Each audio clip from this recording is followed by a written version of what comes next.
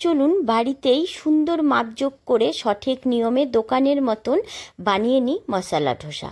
তো চলুন আজ মশলা ধোসার পুরো রেসিপিটা আপনাদেরকে শেয়ার করছি। এখানে আমি আতপ চাল নিয়ে নিচ্ছি, 1.5 কাপ আতপ চাল নিয়ে নিচ্ছি। তার সাথে 1/2 কাপ সেদ্ধ চাল দিয়ে দেব, মানে নর্মাল যে চালের আমরা ভাত খাই সেই চাল, বাসমতি চাল দিয়েছি। আর নিয়ে নিয়েছি 1 কাপ এখানে ডাল, এটা বিউলির ডাল। আর তার সাথে দিয়ে দিচ্ছি ছোট্ট একটা বাটি দিয়ে 1 বাটি ছোলার ডাল, 1 বাটি অড়হরের ডাল, আর 1/2 বাটি মেথি দানা। মেথি দানাটাও দেওয়া খুব জরুরি, তাহলে ধোসার ফ্লেভারটা একদম দোকানের মতো আসবে, খেতেও ভীষণ টেস্টি হবে।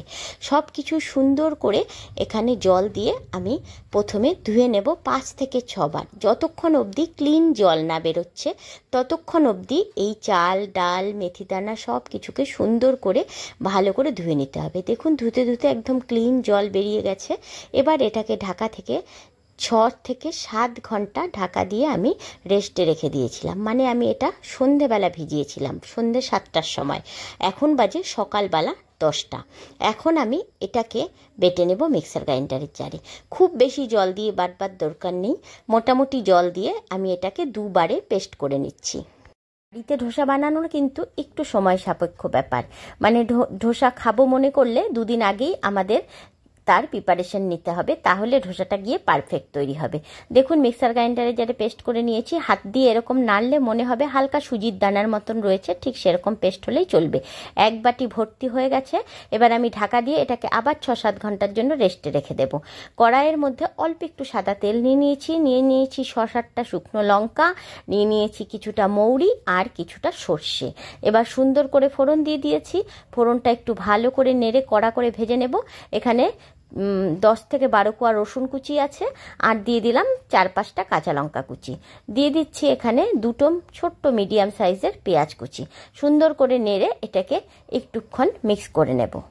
ধোসার সাথে খাওয়ার জন্য এই চাটনিটা একদম পারফেক্ট রেসিপি। একবার বানিয়ে দেখো ঘরে, অসম্ভব সুস্বাদু হয় এই চাটনিটা। 1/2 ইঞ্চির মতন আদা দিয়ে দিলাম, আর এখানে 4 থেকে 5টা টমেটো আছে, সেটাকে টুকরো করে নিয়েছি, সেটা আমি এর মধ্যে দিয়ে দিলাম। এবার দিয়ে কিছুক্ষণ নেড়ে নিলাম। পরিমাণ মতন একটু নুন দিয়ে দিলাম, খুব সামান্য একটুখানি হলুদ গুঁড়ো দিয়ে দিলাম, 1/2 চামচেরও কম জিরের গুঁড়ো, 1/2 চামচেরও কম ধনের গুঁড়ো। খুব বেশি মশলা দেবার দরকার নেই, বেশি মশলায় কিন্তু চাটনিটা ভালো লাগবে না। এবার নেড়ে চেড়ে একটুখানি এটাকে মজতে দেবো। চাটনিটা বানিয়ে না তোমরা গরমের দিনে রেখেও দিতে পারো, ভাত ডালের সাথেও অসম্ভব সুস্বাদু লাগে, রুটি পরোটা সবের সাথে ভীষণ ভালো লাগে। একবার বানিয়ে রেখে দিও, দেখবে অনেক দিন অবধি খেতে পারবে সব কিছুর সাথে। আচ্ছা, এর মধ্যে আমি এখানে 1 থেকে 1.5 চামচের মতন একটু চিনি নিয়ে নিয়েছি। মিষ্টিটা একটু হলে এই চাটনিটা ভালো লাগবে খেতে, তাই চিনির পরিমাণটা একটু এভাবেই দিও, না হলে কিন্তু ভালো লাগবে না। তো এইভাবে নেড়ে নিলাম বেশ কিছুক্ষণ। নেড়ে একটুখানি মশলাটাকে পেঁয়াজ রসুন সমেত কষিয়ে নেওয়ার পর এখানে আমি 2 বাটির মতন জল দিয়ে দেব এটাকে সেদ্ধ হবার জন্য, টমেটোগুলোকে। তারপর এটাকে নেড়ে চেড়ে ঢাকনা দিয়ে ঢেকে দিয়ে এটাকে পুরো সেদ্ধ হতে দেব। গ্যাসের আঁচ মিডিয়াম রেখে এটাকে 10 মিনিট রাখলেই সুন্দর সেদ্ধ হয়ে যাবে। এবার মশলা ধোসার আলুটা দিয়ে আমরা মশলাটা বানিয়ে নেব। তার জন্য দেখো এখানে সব কিছু জোগাড় করে নিয়েছি। আচ্ছা, তার জন্য একটা আগে আমরা মিক্সার গ্রাইন্ডারের জারে পেস্ট তৈরি করে নিচ্ছি। তার জন্য টমেটো, কাঁচা লঙ্কা, অল্প আদা, অল্প কয়েক কোয়া রসুন নিয়ে নিলাম। এবার সুন্দর করে মশলাটা পেস্ট করে নিলাম। এই মশলার পেস্টটা আমরা আলুর যে মশলা বানাবো তার মধ্যে দেব। এদিকে দেখো সুন্দর আমার টমেটোটা প্রায় জল টেনে এসছে। এবার এটাকে নেড়ে চেড়ে গ্যাসের আঁচ বাড়িয়ে দিয়ে পুরো জলটাকে টানিয়ে নেব। জলটা টেনে গেলে তারপর এটাকে ঠান্ডা করে নিয়ে মিক্সার গ্রাইন্ডারের জারে দিয়ে প্রথমে পেস্ট করে নিতে হবে। তো এটা ঠান্ডা হতে থাক, ততক্ষণে চলুন আমরা ধোসার ভিতরে যে মশলাটা ভরবো আলু দিয়ে, সেই আলুর মশলাটা বানিয়ে নিই। তো তার জন্য এখানে আমি 4-5টা আলু প্রেসার কুকারে দিয়ে এভাবে সেদ্ধ করে নিয়ে চোচা ছাড়িয়ে নিয়েছি। এবার একটা ম্যাশার দিয়ে আলুগুলোকে সব ম্যাশ করে নিচ্ছি প্রথমে। আমরা যদি প্লেন ধোসা খাই তাহলে এই আলুর পুরটা ভেতরে না ভরলেও চলে, কিন্তু প্লেন ধোসার থেকে এই মশলা ধোসাটা অনেক বেশি টেস্টি হয়। তো আপনারা যখন এইভাবে মশলা ধোসা বানিয়ে দেখবেন এর স্বাদ দ্বিগুণ বেড়ে গেছে। এই আলুর পুরটা কিন্তু খুব টেস্টি হয়। যাই হোক, আলুটা ভালো করে ম্যাশ করে নেবার পর আমি যে ওই টমেটোর চাটনিটা বানাবো, তাই টমেটোগুলো কড়াইয়ে ঠান্ডা হয়ে গেছে, এগুলোকে মিক্সার গ্রাইন্ডারের জারে দিয়ে সুন্দর করে পেস্ট করে নিলাম। এবার কড়াইয়ের মধ্যে 2 চামচ মতন সাদা তেল দিয়ে দিলাম, তার মধ্যে দিয়ে দিলাম সর্ষে ফোড়ন আর কারি পাতা ফোড়ন। সুন্দর করে ফোড়নটাকে গরম করে নিয়ে এর মধ্যে দিয়ে দিলাম আর একটু পরিমাণ লবণ আর একটু পরিমাণ চিনি, মানে 1/2 চামচ লবণ 1/2 চামচ চিনি, আর কালারের জন্য 1/2 চামচ মতন কাশ্মীরি লঙ্কার গুঁড়ো।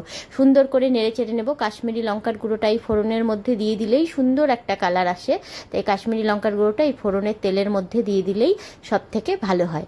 সুন্দর করে বেশ কিছুক্ষণ নেড়ে চেড়ে নিয়ে এবার ওই যে টমেটোর চাটনির যে পেস্টটা মিক্সার গ্রাইন্ডারে যেটা করে রেখেছিলাম সেটাকে এর মধ্যে ঢেলে দিচ্ছি।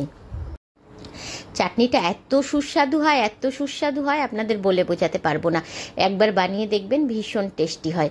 তো একটুখানি মিক্সার গ্রাইন্ডারের জার ধুয়ে জল দিয়ে দিলাম। এই জলটা কিন্তু আমি ফুটানো জলই ব্যবহার করেছি, অবশ্যই ফুটানো জল দেবে এই মুহূর্তে, কিন্তু আর কোনো রকম কাঁচা জল ব্যবহার করো না, কারণ আর বেশিক্ষণ ফোটানোর দরকার নেই, মিনিট 4-5 ফোটালেই হবে।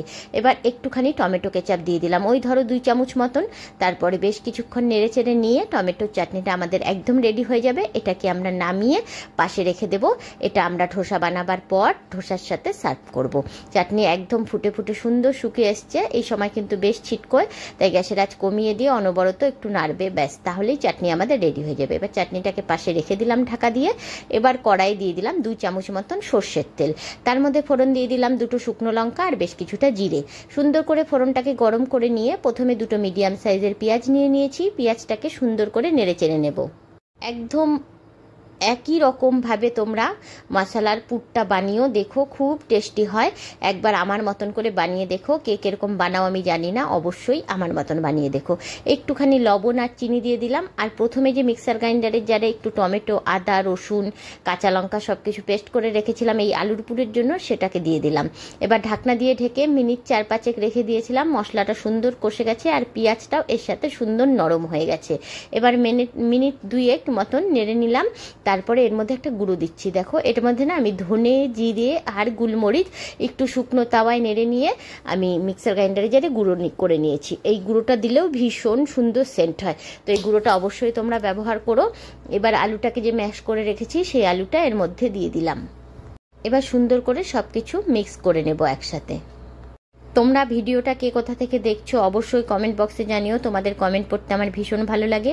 ভিডিওটা ভালো লাগলে অবশ্যই লাইক করো, বন্ধুদের সাথে শেয়ার করো, আর নতুন বন্ধু হয়ে থাকলে আমার চ্যানেলে অবশ্যই চ্যানেলটিকে সাবস্ক্রাইব করে দিও। ফেসবুক থেকে দেখলে পেজটিকে ফলো করে দেওয়ার অনুরোধ রইল।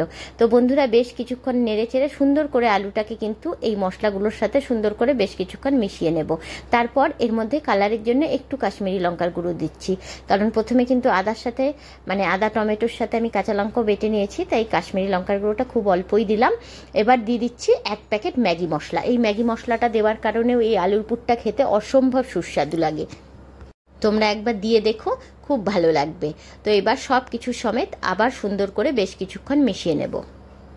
ধোসা বানাতে তো বেশিক্ষণ সময় লাগে না, কিন্তু ধোসার আশেপাশের জিনিসপত্র মানে যে চাটনিটা দিয়ে খাবো সেটা, ভিতরের মশলাটা সব কিছু বানিয়ে নিতে আনুষঙ্গিক একটু সময় লেগে যায়। এর মধ্যে একটুখানি হলুদ গুঁড়ো দিয়ে দিলাম যাতে কালারটা খুব সুন্দর আসে, তার জন্য।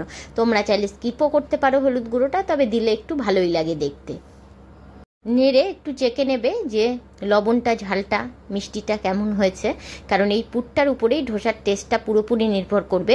এই পুরটা মুখে পড়লে ধোসার টেস্টটা আরও দ্বিগুণ বেড়ে যাবে, তাই অবশ্যই আলুর পুরটা বানাবার সময় তোমরা অবশ্যই কিন্তু একটু লবণটা, মিষ্টিটা চেক করে নেবে। লবণ করা হয়ে গেলেও যেমন ভালো লাগে না, মিষ্টি করা হয়ে গেলেও তেমন ভালো লাগে না। দেখো আমার সুন্দরভাবে আলুর ডোটা রেডি হয়ে গেছে।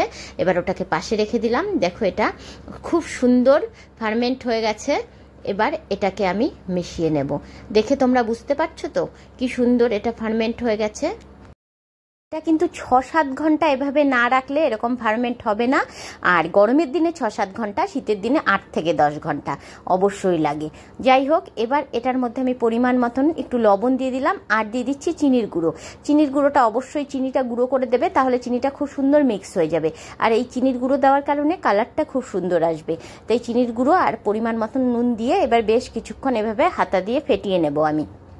ঘরে আমরা কম বেশি সবাই রুটি ভাজি, তো রুটি ভাজার নর্মাল যে লোহার তাওয়া হয় আমি কিন্তু তাতেই ভেজে দেখাবো, তার জন্য এক্সট্রা কোনো তাওয়া লাগবে না। এরকম একটা বাটি লাগবে যার নিচটা এরকম প্লেন হবে, তাহলেই এটা দিয়ে আমরা ছড়াতে সুবিধা হবে। জলের মধ্যে 1 চামচ নুন দিয়ে নিলাম, ওই নুন জলটা ছেটাবো। আর এই তেল নিয়ে নিলাম একটু তাওয়াতে দেওয়ার জন্য। প্রথমে একটু বোতল থেকেই তেল দিয়ে দিচ্ছি 1 চামচ মতন। তারপরে এই তেলটাকে সুন্দর করে পেঁয়াজ দিয়ে, একটা পেঁয়াজটাকে অর্ধেক টুকরো করে নিয়েছি, সেই পেঁয়াজটাকে দিয়ে এইভাবে তাওয়ার মধ্যে ছড়িয়ে নিচ্ছি। তোমাদের কাছে ব্রাশ থাকে তো ব্রাশ দিয়ে করতে পারো, আমার কাছে ব্রাশটা নষ্ট হয়ে গেছে, তো পেঁয়াজ দিয়ে করলে খুব সুন্দর হয়, তো আমি পেঁয়াজ দিয়ে করে নিয়েছি। এবার আমি জলের ছিটে মারবো, লবণ জলের অবশ্যই। এই বাটির জলের মধ্যে তোমরা দেখতেই পেলে 1 চামচ নুন মিশিয়ে নিয়েছি। তারপর একটা শুকনো সাদা কাপড় দিয়ে তাওয়াটাকে মুছে নেব। এই সময় কিন্তু পুরো হাই হিট করে নেব তাওয়াটাকে। এবার যখন দেব তখন ব্যাটারটা, তখন গ্যাসের আঁচটা কমিয়ে নেব। এবার ব্যাটারটাকে দিয়ে বাটি দিয়ে আমি ছড়িয়ে দেব সুন্দর করে। প্রথমে 1-2টো উঠতে একটু অসুবিধা হয়, আমারও হয়েছে, মানে প্রতিবারই হয়। তারপরে দেখবে সুন্দর উঠে যাবে, কোনো রকম অসুবিধা হবে না। প্রথম আমার 1-2টো খুবই খারাপ হয়েছে, তারপর আস্তে আস্তে সবগুলো সুন্দর হতে শুরু করেছে। তো তোমরা ঘাবড়াবে না, প্রথম 1-2টো একটু প্রবলেম হয়, কারণ আমরা নর্মালি এই তাওয়াতে তো রুটি ভাজি, যারা ধোসা করে সবসময় ধোসা করতে করতে ওদের তাওয়াটা একদম আলাদা টাইপের ননস্টিক হয়ে যায়, তো সেই তাওয়াতে করলে একটা আলাদাই আসে। আর আমাদের তাওয়াটা যেহেতু আমরা রুটি ভাজি, তো প্রথম একটু প্রবলেম হয়। একটু সাইড দিয়ে চাইলে প্রথম 1-2বার একটু তেল ঘুরিয়ে নেবে, তারপর দেখবে ইজিলি আর তেল লাগছে না। তোমরা দেখতে পেলে আমি বাটিতে কতটুকু তেল রেখেছি, ওই তেল দিয়ে বিশ্বাস করো এতগুলো ধোসা বানানোর পরও আমার ওখানে তেল কিন্তু পুরো বেঁচে গিয়েছিল। তেল লাগেই না বলতে গেলে চলে, মানে প্রথম 1-2টোতে একটু তেল লাগে, তারপর আর তেল না দিলেও চলে, শুধু জলের ছিটে দিয়েও সুন্দর বানিয়ে নেওয়া যায়। দেখছো কি সুন্দর ইজিলি উঠে যাচ্ছে, কোনো রকম কিন্তু প্রেশার করতে হচ্ছে না, তাওয়া থেকে সুন্দর ইজিলি উঠে যাবে। তো তোমরা এইভাবে ট্রাই করো বাড়িতে, আশা রাখছি তোমাদের খুব ভালো লাগবে। আর এই বাড়িতে বানানো, নিজের হাতে বানানো ধোসা খাওয়ার মজাই আলাদা, তার টেস্ট দ্বিগুণ হয়ে যায়। আমি বানিয়েছিলাম, সবাই খুব ভালো বলেছে, জানি না তোমাদের কেমন লাগবে রেসিপিটি। যদি ভালো লাগে অবশ্যই আমার চ্যানেলে লাইক করে দিও, বন্ধুদের সাথে শেয়ার করবার অনুরোধ রইল। আর ভালো লাগলে আমার চ্যানেলে নতুন বন্ধু হয়ে থাকলে চ্যানেলটিকে অবশ্যই সাবস্ক্রাইব করে দিও। ফেসবুক থেকে দেখলে পেজটিকে ফলো করে দেওয়ার অনুরোধ রইল। বন্ধুরা, তো তোমরা একবার এইভাবে ট্রাই করো বাড়িতে ধোসা। আমরা দোকান থেকে প্রচুর ধোসা কিনে খাই, তবে বাড়িতে এইভাবে বানিয়ে দেখো, ব্রেকফাস্টে বা ডিনারে বাড়ির সবাই তৃপ্তি করে খাবে, আর সবাই ভীষণ প্রশংসা করবে। তো আমি এইভাবে সব বানিয়ে নিয়েছি আর একটা করে সার্ভ করে দিয়েছি। খেতে দুর্দান্ত স্বাদ হয়, একবার ট্রাই করে দেখবার অনুরোধ রইল। তো বন্ধুরা, আজ এই অবধি, দেখা হবে আবার নেক্সট ভিডিওতে। টাটা বন্ধুরা, ভালো থেকো, সুস্থ থেকো, আর এরকম সুন্দর সুন্দর রেসিপি বানিয়ে খেও। এই গরমে খুব তেল মশলা খাওয়া ভালো না, তাই এরকম ধোসা টাইপের রেসিপি বানিয়ে খেও।